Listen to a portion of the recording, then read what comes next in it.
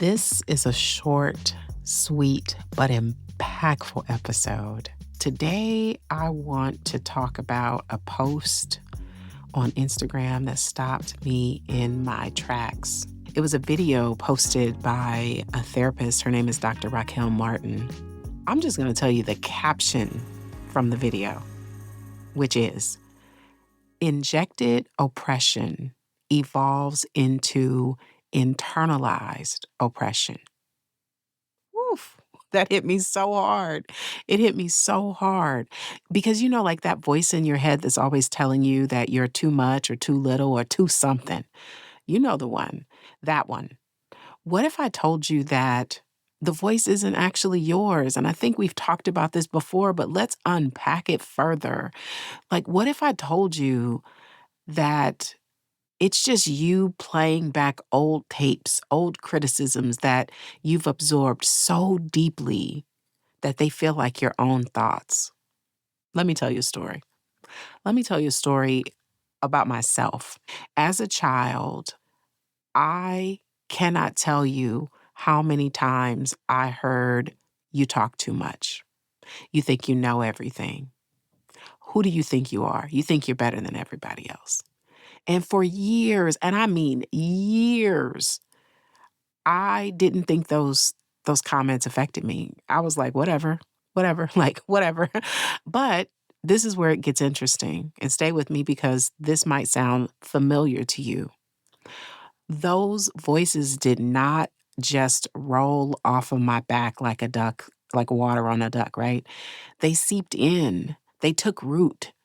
And that's what Dr. Martin is saying that's what she means by injected oppression. It's those external criticisms, those judgments, those little tiny paper cuts that eventually become the way we talk to ourselves. Even now, like in my 50s, I'm running a successful business and helping others. And I sometimes catch myself hesitating before speaking up in a group. There's this tiny voice that whispers, "Don't be too much. Don't dominate the conversation."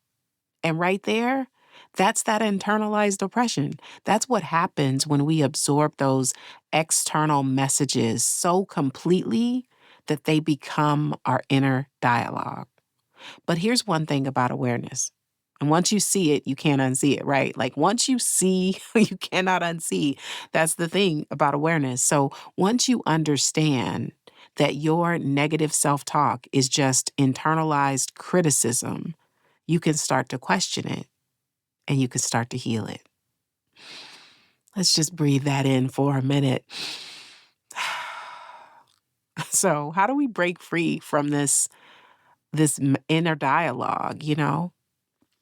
Let me just share what's working for me because I'm still on this journey too. First, we need to recognize that when these thoughts show up, and for me, it's that moment of hesitation before speaking in a group, right? What is it for you? Like, when do you feel something pulling you back, making you smaller? Like, that's the moment of recognition. Second, get curious about where these thoughts came from. Like, who first planted this seed of doubt in you? What were the circumstances? Understanding the origin helps us to see that they aren't our thoughts, that they aren't our words, that they aren't our beliefs in the first place. Third, and this one is crucial, we need to develop a new response. So, like when I catch myself hesitating now, I pause and remind myself, this is not your voice. This is old programming and we don't need it anymore. Now, this isn't a one and done process. Some days I am the queen of boundaries and self expression, and on other days, the old programming wins. And you know what? That's okay because healing isn't about never having these thoughts again. It's just about recognizing them for what they are and when they show up. So think about it like this. Every time someone told you you were too much or anything, they were really saying, "I don't know how to handle this aspect of you." And that's not your fault. It was never your fault. Let's talk about something else that might sting a little. And that's about how these internal messages show up in our relationships. Because here's the thing, this is what I've noticed, both in my own life and in my clients. We often attract or accept relationships that reinforce these old criticisms.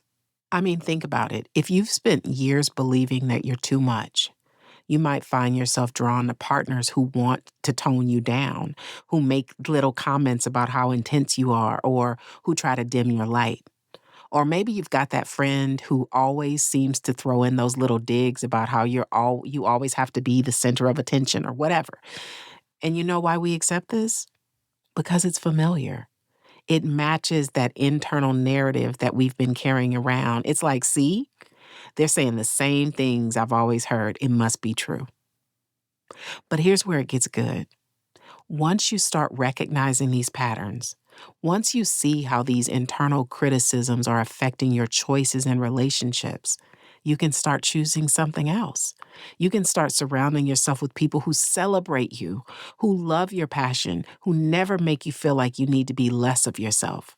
Let me tell you, there is nothing more beautiful than watching someone step into a relationship where they can be their whole self, where they don't have to monitor or tone down their volume or measure their words or manage their enthusiasm, right? Because the right people, they don't want you to be less. They want all of you, every passionate, intense, brilliant bit of you. This is also why having these conversations is so important. When we share these experiences, when we talk about what we've internalized, we help other people to recognize their own patterns too. We create these spaces where people can say, oh my God, me too. And there is so much healing and recognition.